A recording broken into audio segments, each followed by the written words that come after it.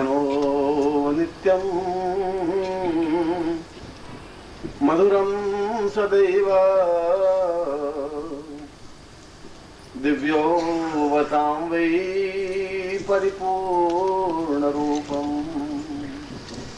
नित्यं वदान्यवरितं सहितं सदैव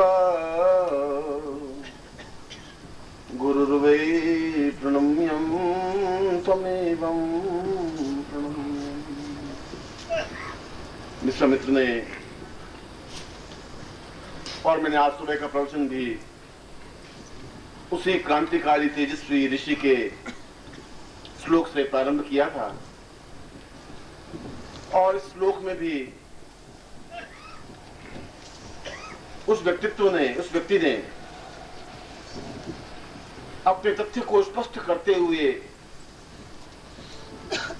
स्वयं अपने गुरु के सामने खड़े होकर के प्रश्न करते हैं कि मेरे जीवन में केवल 4 प्रश्न हैं, 4 बिंदु हैं, 4 चिंतन हैं। मैं ये जानना चाहता हूं कि मेरे जीवन का उद्देश्य और लक्ष्य क्या है, और दूसरा मैं जानना चाहता हूं कि मैं अपने जीवन को किस प्रकार से अग्रसर करूं, किस प्रकार से आगे बढ़ाऊं, और तीसरा मेरे जीवन के उस पूरे फलक पर मैं अपने जीवन को किस प्रकार से दिव्यता से ओतप्रोत कर सकता हूं, देवता बना सकता हूं, अपने आप में चेतना युक्त बना सकता हूं। और जीवन का ऐसा क्षण कब आएगा जब गुरु मेरे सामने होंगे, जब गुरु प्रवचन कर रहे होंगे, मैं सामने बैठा हुआ होऊंगा, वो अमृत बिंदु बिल्कुल बरसाते हुए होंगे और मैं अपने कानों के माध्यम से, नेत्रों के माध्यम से, शरीर के अंग अंग के माध्यम से, हजार आंखों के माध्यम से, हजार कानों के माध्यम से उस अमृतत्व को अपने अंदर समेटता हुआ प्राणों को जागृत करने की और अग्रसर हो सकूंगा। मैं केवल उन विधियों, उन चिंतनों, उन विचारों को जानना चाहता हूं और मैं आपको भी आशीर्वाद देता हूं कि आपके जीवन में भी इसी प्रकार से अमृत पूर्ण प्राण तत्व में विलीन हो सके, आप जीवन में पूर्णता प्राप्त कर सके। मैं आपको ऐसा ही आशीर्वाद दे रहा हूं।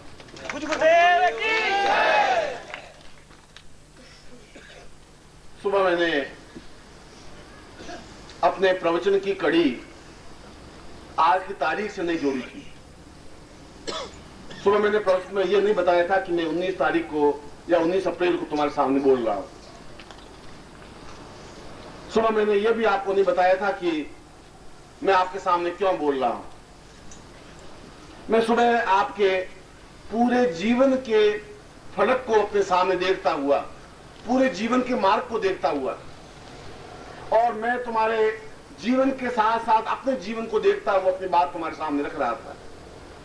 पहली बार एक नवीन चिंतन के साथ, एक नवीन विचार पद्धति के साथ, एक नवीन क्षमता के साथ मैं तुम्हें बताना चाहता था कि तुम्हारा जीवन, जो विश्वामित्र ने पूछा है कि मेरे जीवन का उद्देश्य और लक्ष्य क्या है,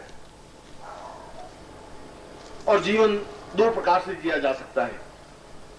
एक जीवन भोग के माध्यम से और एक जीवन योग के माध्यम से। 2 ही रास्ते हैं, तीसरा रास्ता हो ही नहीं सकता। और भोग का तात्पर्य है जो कुछ हम प्राप्त नहीं कर सके वह भोग है।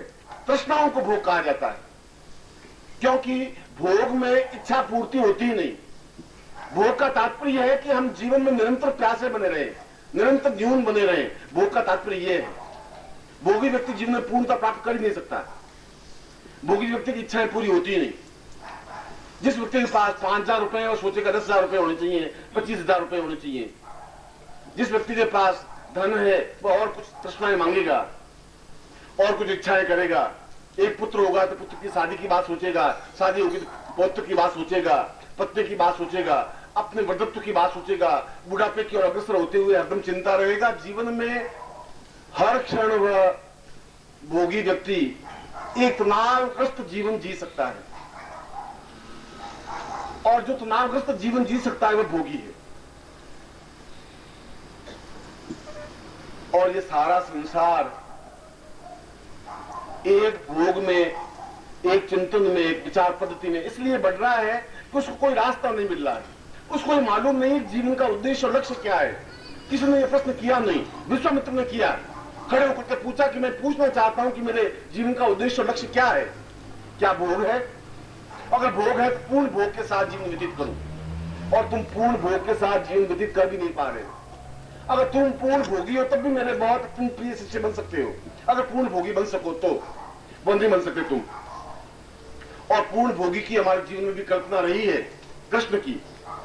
पूरे इस पिछले 25,000 वर्षों में एक कृष्ण ऐसा व्यक्तित्व पैदा हुआ जो अपने आप में पूर्ण भोगी बना, जिसने इस बात की चिंता नहीं की कि बदनामी क्या होती है, जिसने इस बात की भी नहीं सोची गांव की लड़कियां क्या सोचेंगी, जिसने इस बात की भी चिंता नहीं की कि मैं मुरली बजा रहा हूं और वे औरतें दौड़ करके आ रही हैं, उनके पति मुझे क्या कहेंगे।